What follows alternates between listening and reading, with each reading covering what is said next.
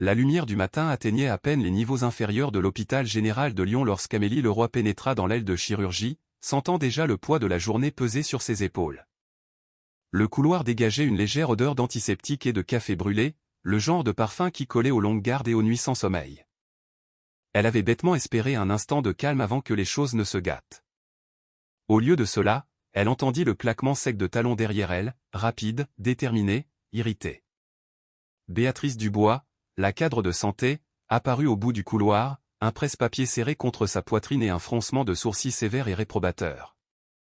Amélie se surprit à se crisper instinctivement, comme on tressaille avant qu'une porte ne claque. « Alors, dit Béatrice, sans même prendre la peine de dire bonjour. Vous partez encore plus tôt aujourd'hui. » Ce n'était pas une question. C'était une accusation enrobée de politesse professionnelle. Juste assez fine pour satisfaire les ressources humaines, mais assez tranchante pour blesser. Amélie garda une voix neutre. « Je vous ai dit hier que j'avais une audience au tribunal. » Béatrice se renfrogna. « Vous avez toujours quelque chose, n'est-ce pas? Un père à emmener à ses rendez-vous. Un voisin qui a besoin d'aide. Et maintenant, une audience de divorce. » Elle secoua lentement la tête, savourant chaque mot. « Si vous ne pouvez pas gérer votre vie personnelle, Amélie, vous devriez peut-être reconsidérer l'idée de travailler dans un service qui a besoin que les gens soient présents. » Les mots la frappèrent plus durement qu'ils n'auraient dû. Surtout parce qu'il n'y avait plus de place dans la vie d'Amélie pour un nouvel échec. Elle déglutit. « Je finirai tout avant de partir. » Béatrice la congédia d'un geste de la main. « Partez juste avant la relève. Je n'ai pas de temps à perdre avec des excuses. » Elle se détourna en marmonnant quelque chose dans sa barbe. Mais Amélie en saisit assez, pas fiable, toujours besoin de jours de congé, toujours un problème avec elle. Amélie laissa échapper un souffle qu'elle retenait depuis des jours. L'audience de divorce n'était pas facultative. Julien avait été très clair. Il voulait l'appartement, son appartement, celui pour lequel son père avait sacrifié presque tout ce qu'il avait afin de l'acheter pour elle. Cette pensée lui provoqua un serrement de poitrine. Elle avait à peine dormi, s'inquiétant de ce qu'elle risquait de perdre avant midi aujourd'hui. Et puis, il y avait son père. Marcel Leroy avait autrefois été assez fort pour soulever des plaques de plâtre d'un seul bras. Mais un accident de chantier lui avait enlevé une grande partie de cette force. Aujourd'hui, il dépendait d'un fauteuil roulant manuel et d'Amélie pour presque tout le reste. Elle portait cette culpabilité comme d'autres portent un sac à dos, lourdement et quotidiennement, sans se plaindre. Les longues heures de travail, le faible salaire, l'épuisement, rien de tout cela ne l'effrayait autant que l'idée de le décevoir. Amélie se dirigea vers la salle des fournitures, essayant de calmer sa respiration.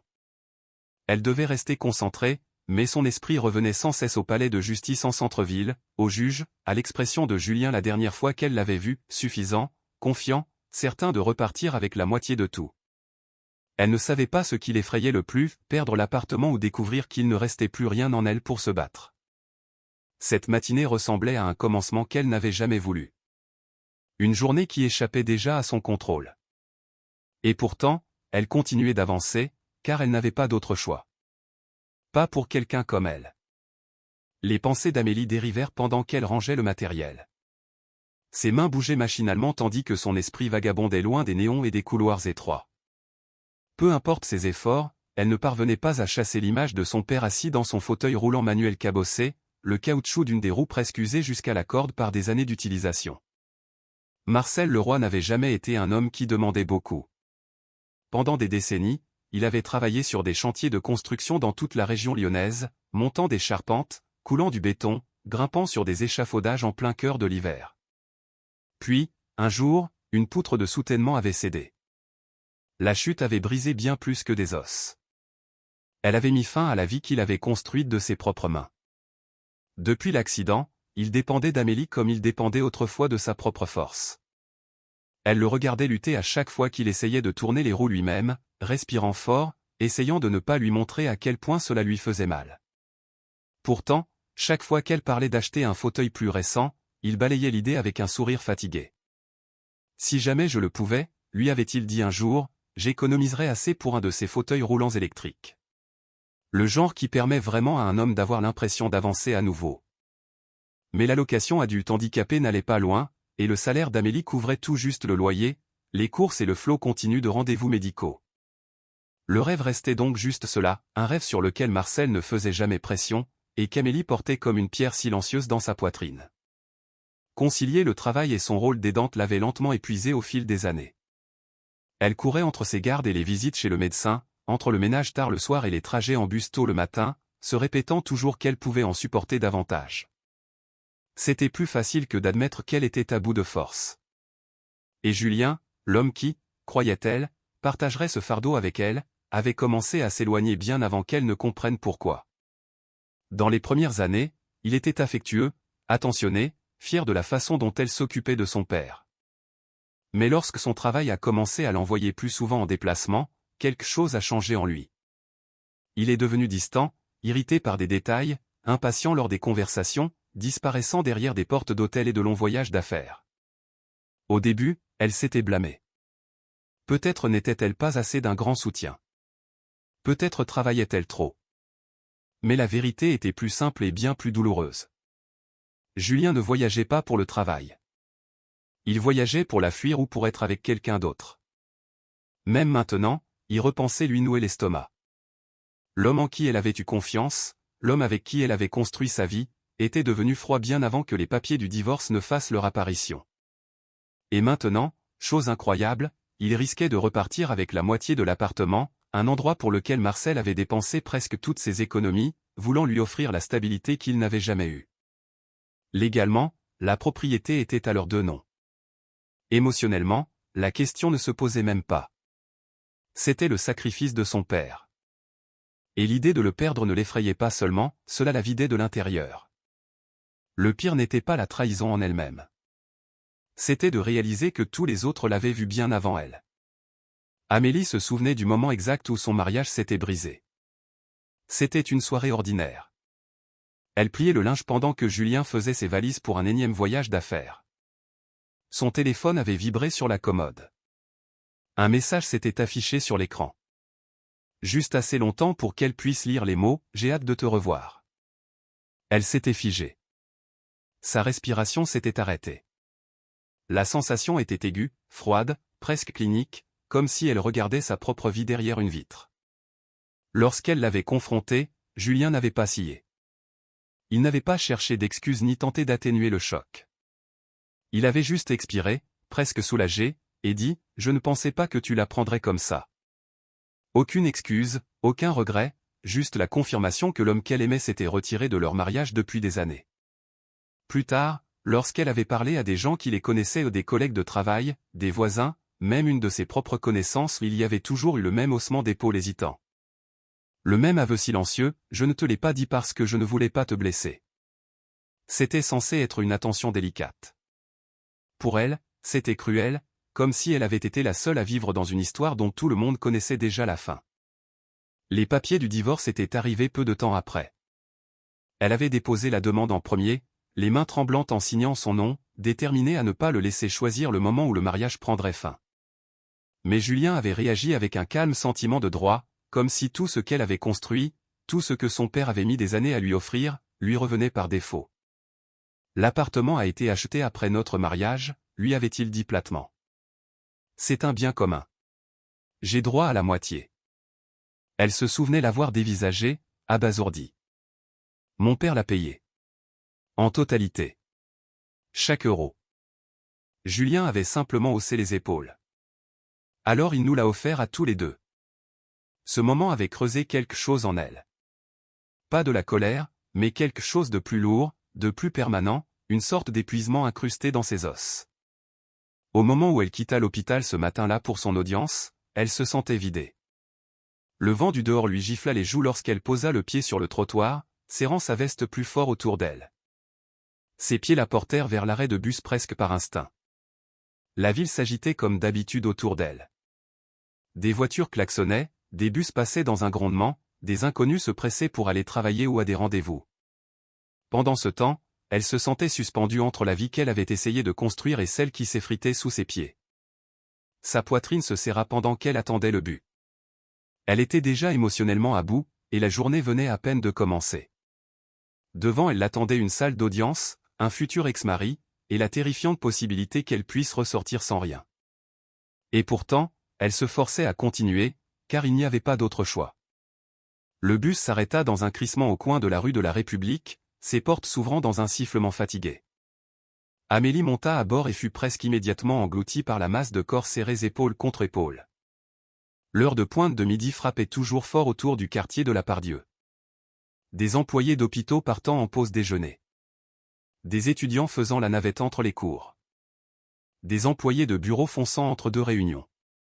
Aujourd'hui, le bus semblait encore plus bondé, comme si l'air lui-même résistait à ses tentatives de respirer. Elle s'agrippa à la barre la plus proche pour se stabiliser lorsque le bus démarra brusquement. Son esprit dériva de nouveau vers le palais de justice en centre-ville, vers le juge, vers la certitude suffisante de Julien. Ses nerfs vibraient sous sa peau.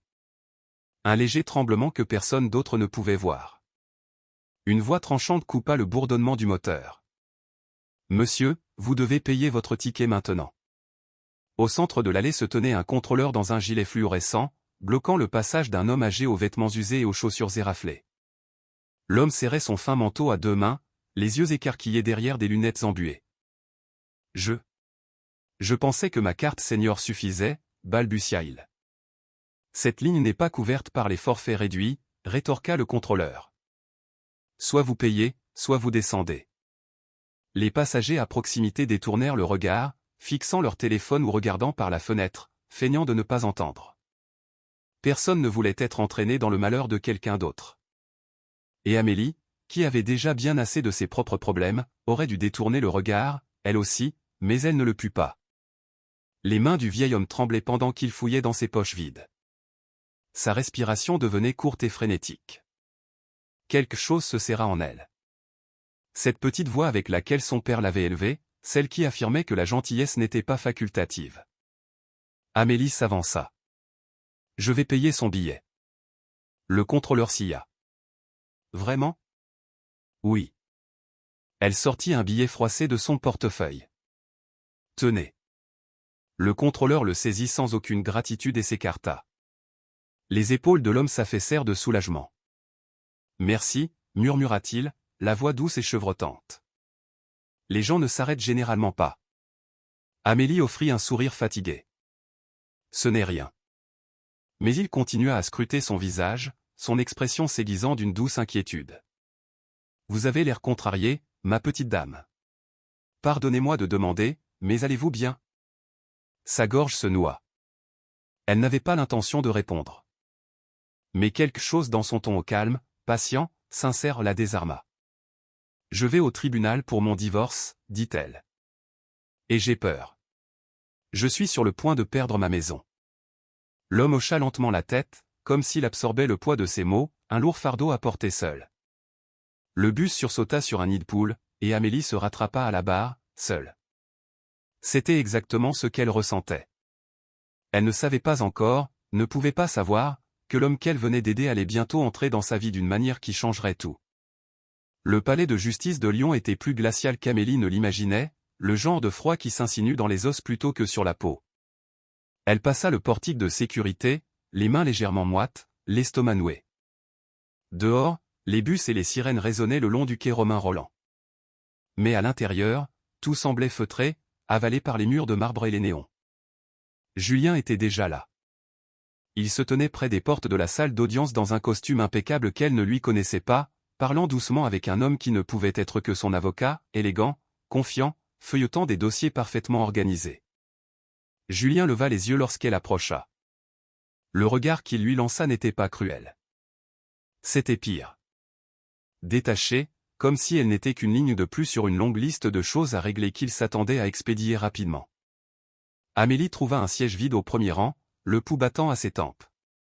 Elle n'avait pas d'avocat, pas de dossier de preuves, personne de son côté, juste l'espoir que la vérité suffirait d'une manière ou d'une autre. Cela ne semblait jamais être le cas. Lorsque le greffier appela enfin leur affaire, Amélie se leva sur des jambes tremblantes et suivit Julien vers l'avant. La juge, une femme sévère aux cheveux argentés tirés en un chignon serré, parcourut les documents que l'avocat de Julien lui tendait. Amélie essaya de lire l'expression de la juge, mais son visage ne révélait rien. L'avocat prit la parole en premier, d'une voix lisse et répétée. Confiant, il exposa la position de Julien. L'appartement était un bien commun, titré au nom des deux époux, acheté pendant le mariage. Pendant qu'il parlait, Amélie eut l'impression que la pièce rétrécissait autour d'elle. Chaque phrase la poussait un peu plus vers le bord du précipice, sur le point de tout perdre. Lorsque la juge se tourna vers elle, elle chercha ses mots, mais ne trouva que des fragments. « Mon père a payé pour l'appartement », réussit-elle à dire. En totalité, il a économisé pendant des années. Julien n'y a pas contribué. La juge leva la main. « Madame le roi, à moins que vous ne puissiez fournir une preuve documentée de l'origine des fonds, le tribunal doit statuer sur la base des actes de propriété. » Son ton n'était pas méchant, mais il était ferme, presque définitif. Amélie ressentit une chute vertigineuse et étouffante dans sa poitrine. C'était la fin. Elle allait perdre la seule maison qui lui restait, à elle et à son père. Et soudain, depuis le dernier rang, une voix s'éleva, « Madame la juge, si vous le permettez. » Amélie se retourna, le souffle coupé. C'était le vieil homme du bus. Il s'avança avec une assurance surprenante, bien que ses vêtements soient toujours usés et ses mains tremblantes. Mais lorsqu'il reprit la parole, sa voix portait une clarté qui transperça net la salle d'audience. « Il semble y avoir un vice de procédure, » dit-il, s'adressant à la juge avec l'aisance de quelqu'un qui avait plaidé d'innombrables fois. La partie demanderesse n'a pas fourni les documents vérifiant sa contribution financière au bien contesté. Sans cela, la liquidation de la communauté ne peut avoir lieu conformément à la loi française. L'avocat de Julien se raidit. La juge se pencha en avant. « Et vous êtes ? » ?»« Antoine Laurent, votre honneur. » Anciennement inscrit au barreau de Lyon. Un léger murmure parcourut la salle. Antoine continua, détaillant les documents manquants avec une terminologie juridique précise, citant des articles qu'Amélie n'avait jamais entendus. La juge écouta attentivement, très attentivement. Après un long moment, elle referma le dossier. « Cette audience est reportée », décréta-t-elle. Les deux parties devront revenir avec une documentation financière complète. L'audience est levée. Le marteau tomba. Les genoux d'Amélie faillirent céder de soulagement. Elle se tourna vers Antoine, les larmes aux yeux avant même de pouvoir les retenir. Il lui adressa un léger signe de tête. « Vous n'avez pas perdu aujourd'hui, » dit-il doucement. Elle s'avança et le serra dans ses bras, reconnaissante, tremblante, bouleversée, car pour la première fois depuis des mois, le sol sous ses pieds semblait à nouveau solide. À l'extérieur du tribunal, le bruit du centre-ville de Lyon se répercutait sur les marches. Les bus peinant à monter les pentes, les klaxons des voitures résonnant contre les bâtiments de pierre. Des fragments de conversation flottaient comme des fils détachés. Mais Amélie n'entendait presque rien de tout cela. Son rythme cardiaque ralentissait à peine, sa respiration était encore instable alors qu'elle tentait d'assimiler ce qui venait de se passer. Antoine Laurent se tenait à ses côtés, les mains doucement croisées devant lui, l'expression calme mais lointaine, comme s'il avait dérivé bien au-delà de la place du tribunal. « Merci, » dit-elle doucement. « Les mots me semblent trop faibles pour ce que vous avez fait. Je ne sais même pas comment commencer à vous remercier. » Il secoua la tête. « Vous ne me devez rien. » Mais il y avait une lourdeur dans sa voix, une gravité qui laissait deviner des années passées à porter quelque chose seul. Ils marchèrent vers le trottoir, avançant lentement, aucun d'eux ne brisant le silence. Amélie posa finalement la question qui lui trottait dans la tête depuis le moment où il avait pris la parole au tribunal. « Vous avez dit que vous étiez anciennement inscrit au barreau. Que s'est-il passé ?» Antoine s'arrêta. Ses yeux suivirent un couple de pigeons s'éparpillant sur la place avant de répondre. « Je pratiquais le droit ici, à Lyon, » dit-il doucement. « Avocat pénaliste. J'étais bon. Peut-être trop bon, dans le sens où je croyais que le travail pouvait maintenir tout mon monde en un seul morceau. » Il soupira, un son usé par le temps. Mais la vie ne respecte pas toujours ce que l'on essaie de construire. Il lui parla de l'accident de voiture, de la façon dont sa femme et son fils rentraient d'un week-end. Comment un chauffeur de poids lourd s'était endormi au volant. Comment tout ce qu'il aimait avait disparu en un instant. La façon dont il le racontait était posée, presque mécanique. Mais ses yeux portaient un chagrin qui ne s'était jamais adouci. Après ça, j'ai cessé de fonctionner comme un être humain le devrait, poursuivit-il. J'ai arrêté de me présenter au tribunal, j'ai raté des délais, j'ai laissé tomber mes clients. J'ai perdu ma licence, puis mes économies, puis ma maison, et finalement, je me suis perdu moi-même. Je suppose que... Amélie sentit sa poitrine se serrer. Pas de la pitié, mais de la reconnaissance. Ce sentiment d'une vie qui s'effondre au ralenti, ne laissant aucun endroit sur où se tenir. « Je suis tellement désolé, murmura-t-elle. Il hocha la tête, offrant un petit sourire brisé. Le deuil n'excuse pas tout, mais il explique comment une vie peut s'effilocher si vite. Ils atteignirent l'arrêt de bus où elle hésita avant de reprendre la parole. « Vous n'avez nulle part où dormir ce soir, n'est-ce pas ?» Antoine ne répondit pas immédiatement, mais le silence suffisait. Amélie prit une profonde inspiration. « Je loue un petit appartement près de la Croix-Rousse. Je n'y suis que le soir, et il est vide en journée jusqu'à la prochaine date d'audience. Je vous en prie, restez-y. C'est en sécurité. Il y fait chaud. Et vous m'avez aidé aujourd'hui plus que quiconque ne l'a fait depuis des années. » Antoine sia, comme pris au dépourvu. « Amélie, je ne pourrais absolument pas, j'insiste. » Pendant un long moment, aucun d'eux ne bougea. Puis, il fit un lent hochement de tête, empreint d'humilité, exprimant une gratitude bien plus profonde que les mots ne pourraient l'atteindre. « Merci, murmura-t-il. Vraiment. » Le vent passa sur eux, doux et froid, tandis que le bus s'arrêtait, et pour la première fois depuis longtemps, tous deux firent un pas en avant avec quelque chose qui ressemblait presque à de l'espoir. Les portes coulissantes de l'hôpital général de Lyon s'ouvrirent avec leur doux carillon habituel, mais pour Amélie, l'air à l'intérieur semblait plus lourd que ce matin-là. Elle venait à peine d'entrer dans l'aile de chirurgie que Béatrice Dubois la repéra. Les yeux de la cadre de santé se rétrécirent instantanément, tranchant comme du verre. « Eh bien, regardez qui a finalement décidé de se pointer, » claqua Béatrice, croisant fermement les bras sur sa blouse. « J'espère que vous avez apprécié votre petite balade. Ça doit être sympa d'avoir tout ce temps libre pendant que le reste d'entre nous fait tourner la boutique. » Amélie déglutit. « Je vous avais dit que j'avais une audience au tribunal. Je suis revenue aussi vite que j'ai pu. Vos drames personnels ne m'intéressent pas, » coupa Béatrice. Vos excuses deviennent un rituel quotidien. Le mot la piqua, mais Amélie ne répondit pas. Pas aujourd'hui. Elle était trop à vif, trop épuisée. Elle se dirigea vers les vestiaires du personnel, essayant de calmer sa respiration. Mais quelque chose dans l'attitude de Béatrice semblait étrange. Électrique, nerveuse, presque frénétique. Quelques instants plus tard, une annonce grésilla dans l'interphone. L'équipe d'inspection de l'administration est attendue au service de chirurgie C. Amélie se figea. De l'autre côté du couloir, Béatrice blêmit visiblement. Ses mains tripotaient l'ourlet de son uniforme, et pour la première fois de la journée, elle évitait de croiser le regard de quiconque. L'équipe d'inspection arriva rapidement.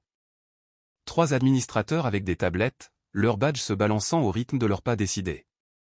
Leur ton était sec, officiel. Ils demandèrent à vérifier les registres d'inventaire, les historiques d'accès aux médicaments, les armoires de stockage. Les infirmières chuchotaient. Les aides-soignants observaient de loin. La tension s'enroulait dans le service comme un fil tendu. Béatrice rôdait nerveusement près de la salle des médicaments, souriant avec trop d'insistance. Parlant trop vite. Amélie avait déjà vu cette expression sur le visage de patients qui savaient que les résultats de leurs examens ne seraient pas bons. Elle entra dans les vestiaires pour ranger ses affaires. Mais dès qu'elle ouvrit son casier, elle se figea. À l'intérieur, soigneusement posé sur son sweatshirt plié, se trouvaient plusieurs emballages vides de médicaments sous clé.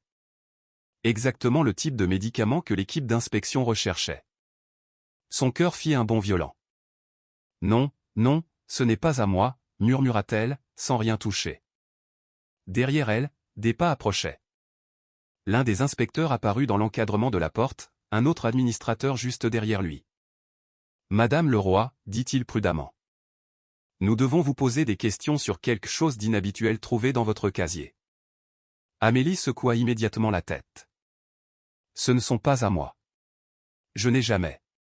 Je n'ai même pas accès à ces médicaments. » Béatrice apparut dans le couloir, son expression mimant une déception parfaite. « Eh bien, dit-elle avec un lourd soupir, j'avais des soupçons depuis un moment, mais je n'aurais jamais imaginé que cela irait aussi loin. » Amélie la dévisagea. Le choc se propageait comme de la glace sous ses côtes. Vous savez que c'est faux.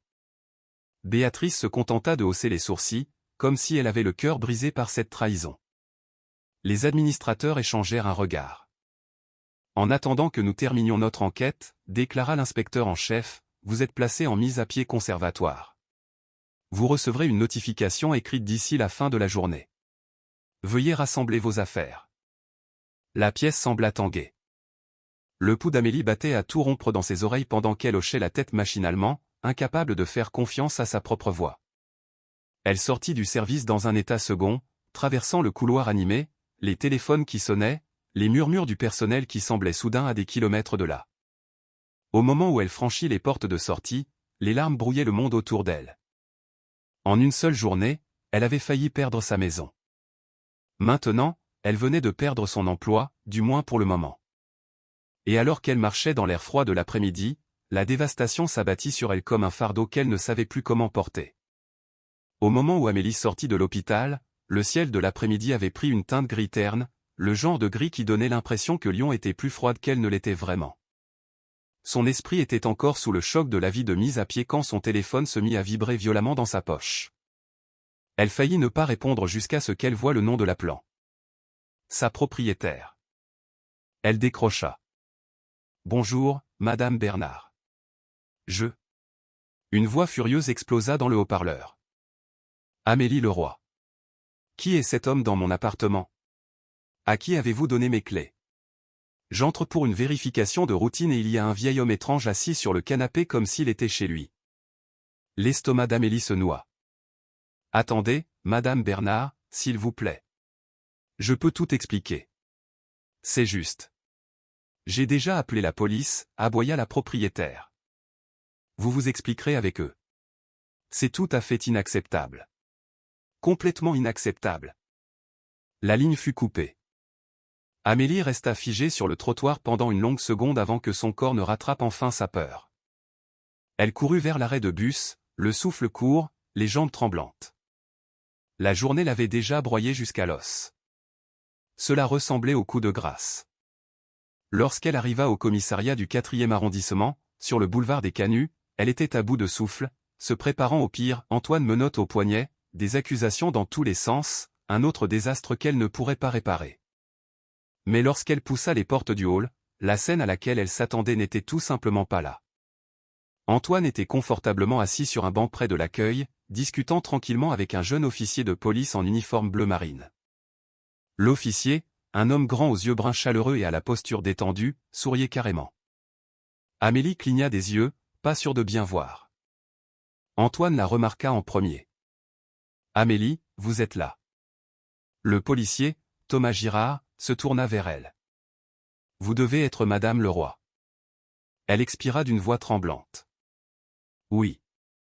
S'il vous plaît, dites-moi qu'il n'a pas d'ennui. » La propriétaire a appelé. Elle semblait prête à m'expulser sur le champ. Thomas secoua doucement la tête. Pas de plainte, pas de contravention, rien de tout ça. Il regarda de nouveau Antoine avec une certaine affection. « Je connais ce monsieur. Mon mentor à l'école de police était le partenaire de son fils. Monsieur Laurent venait souvent nous rendre visite au commissariat il y a des années.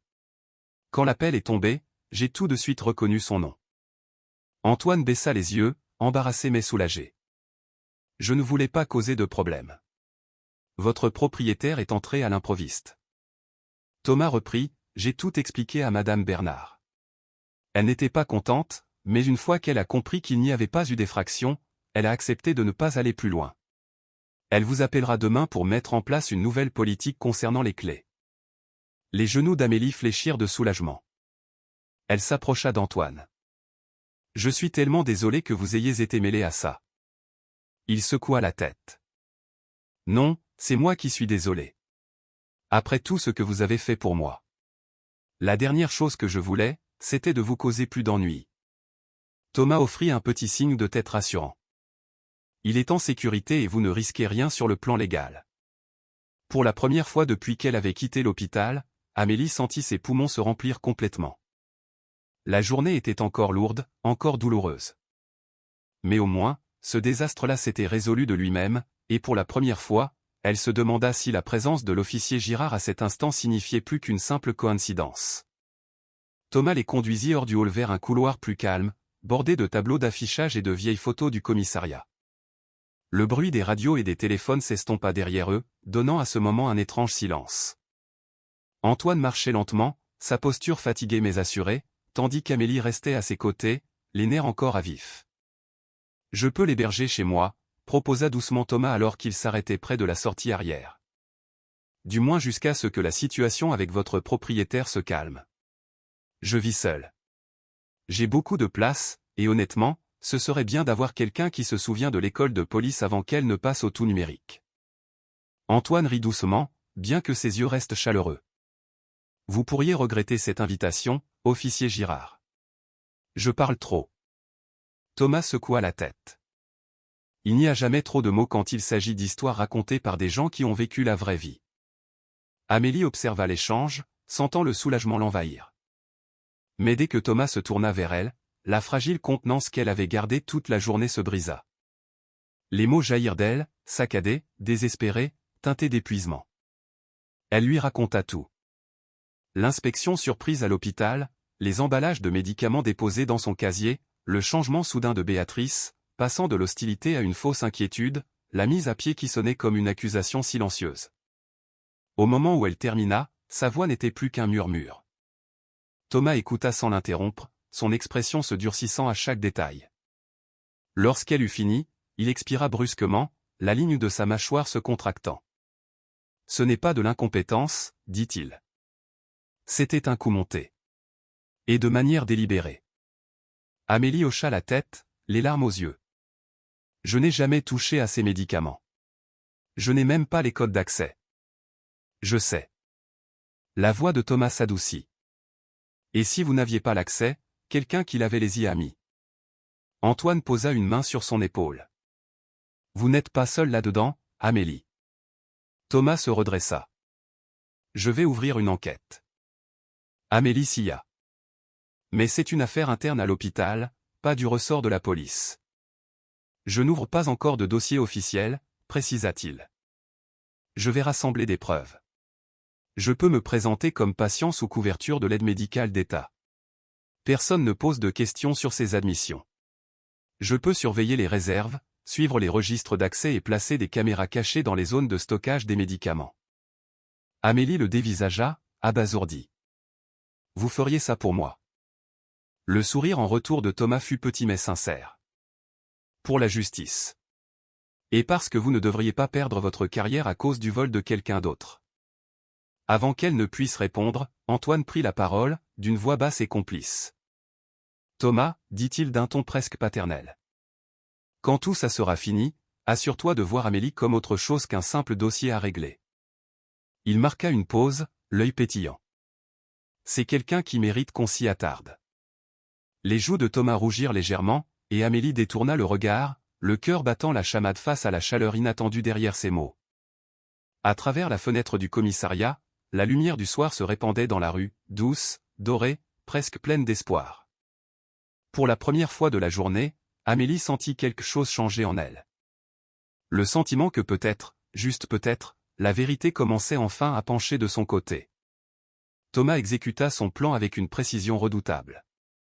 2 jours après avoir rencontré Amélie, il arriva à l'hôpital général de Lyon déguisé en patient bénéficiaire de l'aide médicale, barbe de 3 jours, souhait à capuche ample, attelle à la cheville, papier à la main.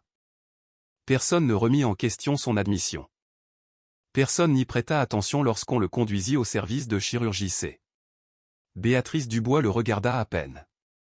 Son attention était ailleurs, elle faisait les 100 pas, parlait sèchement au personnel, rôdait anxieusement autour de la salle des médicaments. L'équipe d'inspection était toujours en train de vérifier leur registre d'inventaire. La tension planait sur le service comme de l'électricité statique. Thomas attendit. La nuit, lorsque le trafic dans les couloirs diminuait et que les infirmières faisaient leur relève, il se mit en mouvement. Des caméras miniatures furent placées derrière des caisses de fournitures, dans un chariot de linge, et sous l'étagère inférieure de l'armoire à pharmacie. Les angles de vue étaient parfaits, les détecteurs de mouvements sensibles. La vérité éclata plus vite qu'il ne l'espérait. La deuxième nuit, à 23h47, Béatrice se glissa seule dans la salle de stockage. Thomas regardait depuis son lit les images de la caméra diffusées en direct sur son téléphone. Elle ouvrit le tiroir d'accès contrôlé avec un code volé, en retira plusieurs flacons, puis les mit dans sa poche avec des mouvements rapides et habitués. Ses yeux balayèrent la pièce avant qu'elle ne glisse les emballages vides dans un sac en plastique.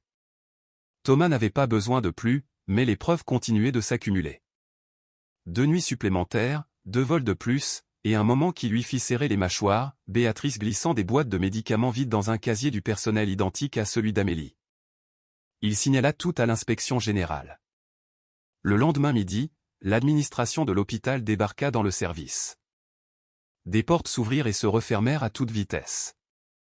Des voix s'élevèrent en ordre sec. Les infirmières chuchotaient, se retranchant dans les coins.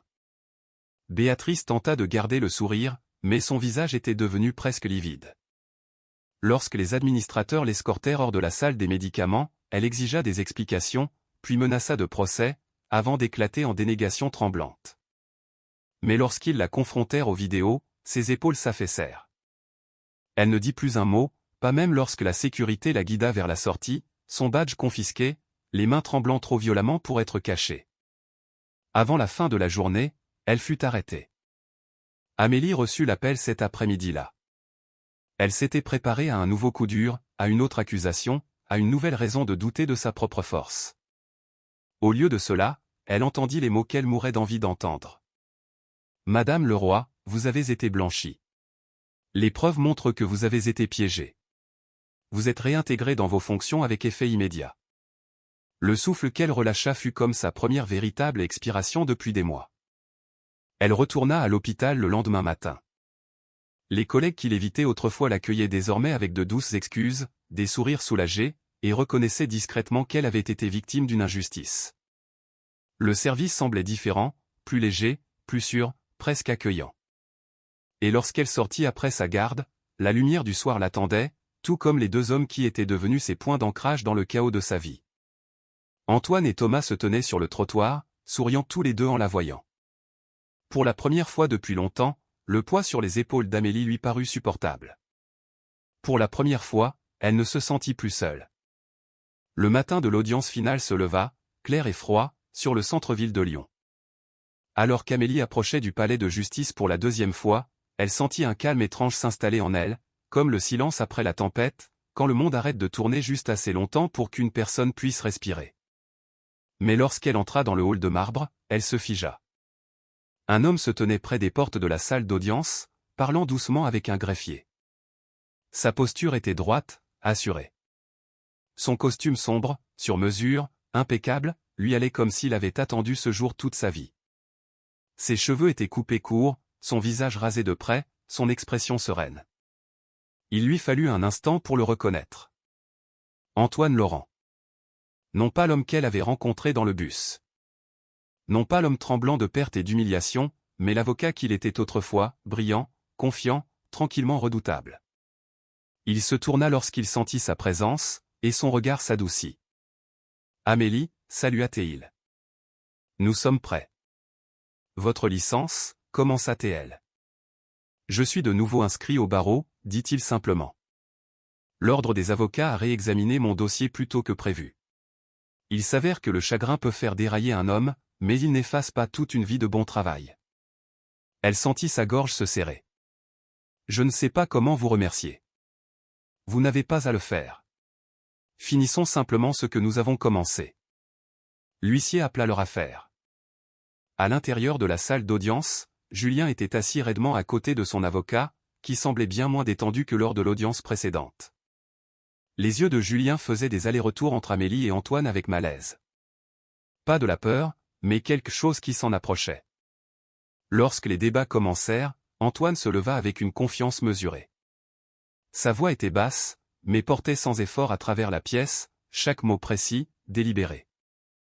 Il commença par contester les documents de Julien, non pas avec agressivité, mais avec l'autorité froide de quelqu'un qui avait démantelé des arguments fragiles pendant des décennies. Il pointa les incohérences, les relevés financiers manquants et les dépôts de dossiers irréguliers. Puis, il en vint au cœur du problème, l'appartement, avec des détails clairs et méthodiques. Antoine présenta des preuves démontrant que chaque euro utilisé pour acheter le bien provenait des économies de Marcel Leroy, toute une vie de travail dans le bâtiment, des retraits bancaires méticuleusement documentés, des actes de donation notariés et des témoignages à l'appui. L'avocat de Julien tenta de riposter, mais Antoine anticipait chaque angle d'attaque. Bien commun, insista l'avocat. Seulement lorsque les deux parties y contribuent, répliqua Antoine, calme comme de l'acier.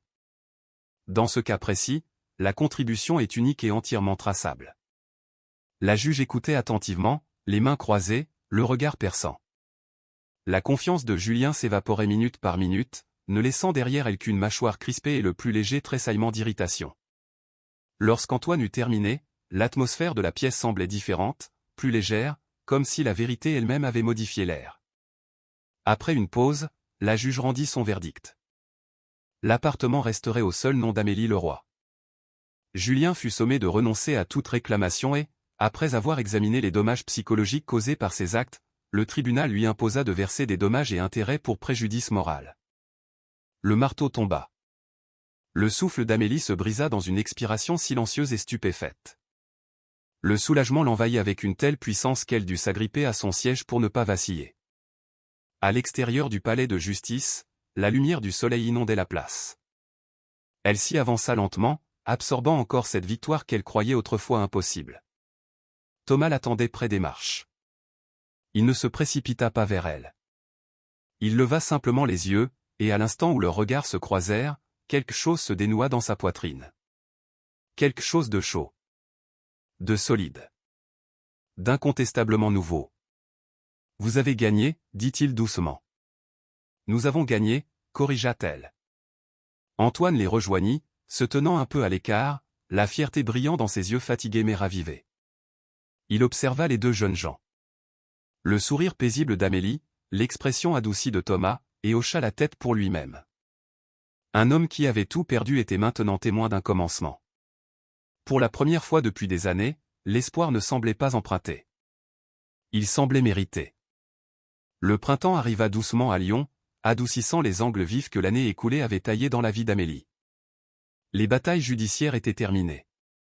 L'enquête de l'hôpital était résolue, et la peur constante qui vivait autrefois sous ses côtes s'était enfin apaisée.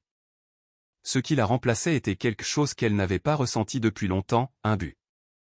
Sur les 12 encouragements d'Antoine, Amélie s'inscrivit au cours du soir de l'école d'infirmière. Le travail était exigeant, l'emploi du temps épuisant, et concilier ses stages cliniques avec les soins de Marcel semblait souvent impossible.